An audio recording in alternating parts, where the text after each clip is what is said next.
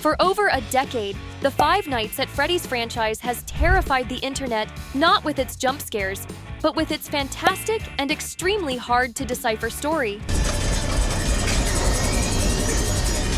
Now that the internet can sleep peacefully while the events of the current game saga haven't developed much, we can clearly answer what the tragic truth behind the original animatronics is. The game that marks the beginning of the FNAF timeline is FNAF 4. Yep, everything's already out of order, because you'd expect it to be the first one, right? Not when it comes to FNAF.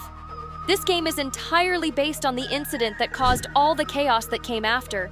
It's practically the origin of the violent, possessed animatronics we've learned to love. The most essential character in this whole story is this crying kid who doesn't even have a name, so we just literally call him Crying Child, or CC for short. This kid is terrified of the animatronics at his dad's restaurant. His dad being the purple guy, a man named William Afton, and his older brother is a jerk, because he knows this and keeps scaring the poor kid with this foxy mask. And during the chapter breaks in this game, there's a countdown to a party, which we learn is CC's birthday party being held in the place he hates the most, Freddy Fazbear's Pizza Restaurant. And this is where the tragedy happens, because his older brother, who I like to call Foxy Bro, has the brilliant idea to pick the kid up and shove him into the animatronic's mouth. And of course, the worst possible thing happens. The animatronic clamps down on the kid's head, glitches out, and crushes him at his own birthday party. This is what makes William Afton go insane and start his experiments with souls to try and bring his son back.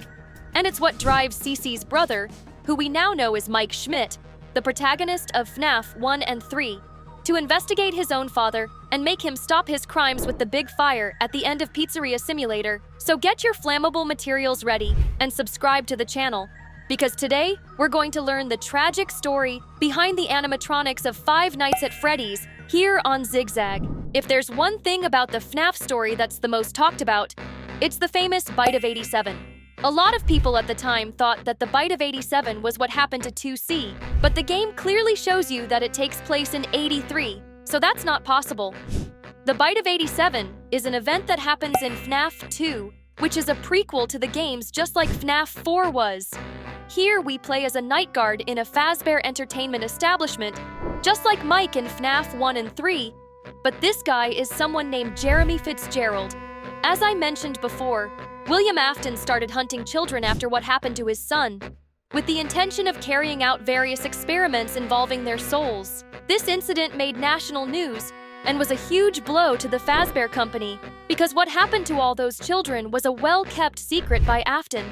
But it came to light thanks to the attack suffered by the game's protagonist, Jeremy, at the hands of the animatronic Mangle, which was a totally wrecked version of Foxy. Jeremy had the frontal lobe of his brain bitten, and this attack is what we know as the Bite of 87, which made Freddy and his animatronic friends' names always associated with tragedies. But the company is just like its founder, Afton. They always come back.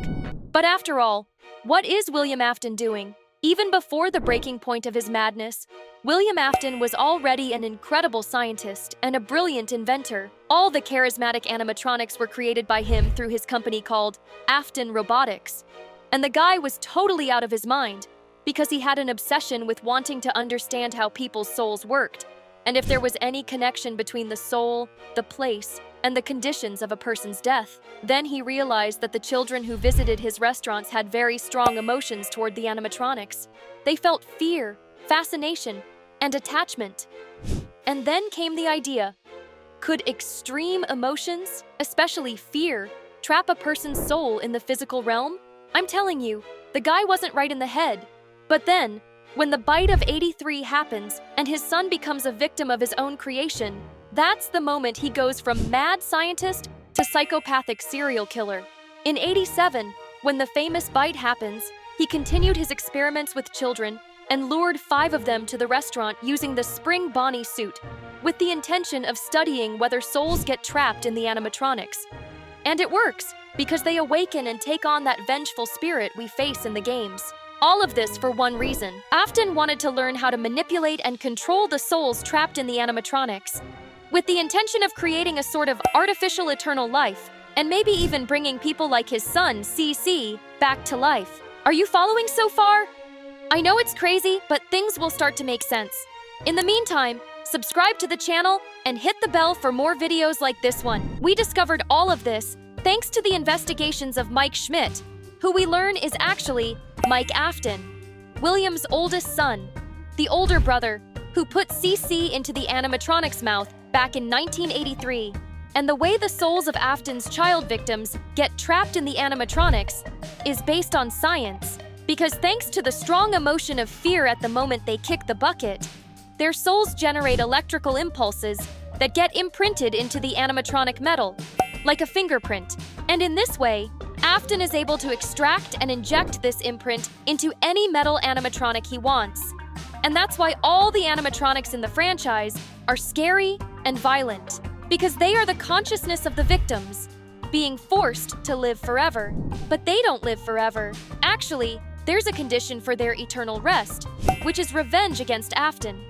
The spirits trapped in the animatronics will only be able to rest once Afton is erased from existence.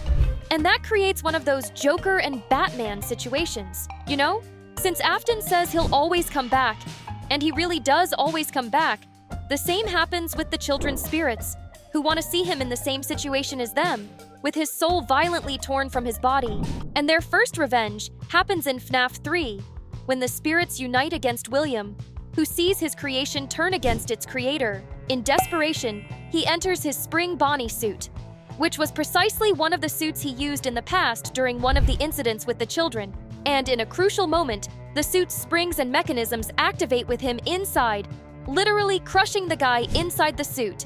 This also happens to him in the movie, and both there and in the games, he is abandoned inside the suit along with the restaurant, and thus becomes a vengeful spirit just like his own victims, called Springtrap. Man, I just think the whole lore of these games is amazing.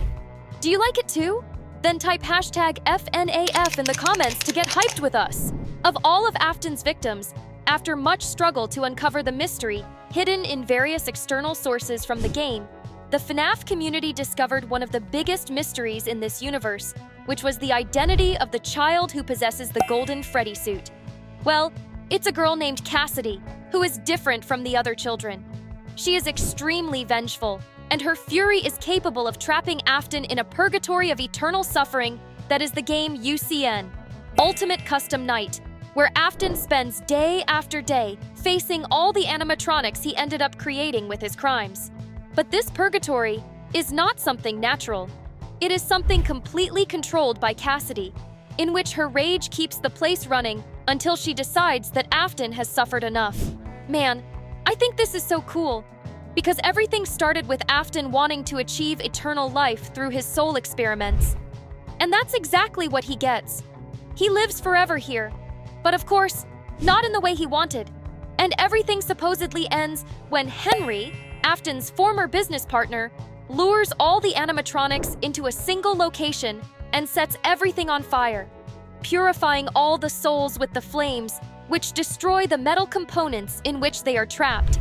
However, it's not the end, because Afton always comes back. And now, thanks to the digitization of old restaurant files, he supposedly returned in digital form as Glitchtrap in the game Help Wanted. What will be the future of this story? Will we see Cassidy and the other victims return too? What is the role of Burntrap? And most importantly, what could this new villain, the Mimic, be, who showed up at the end of the last game? Share your theory in the comments.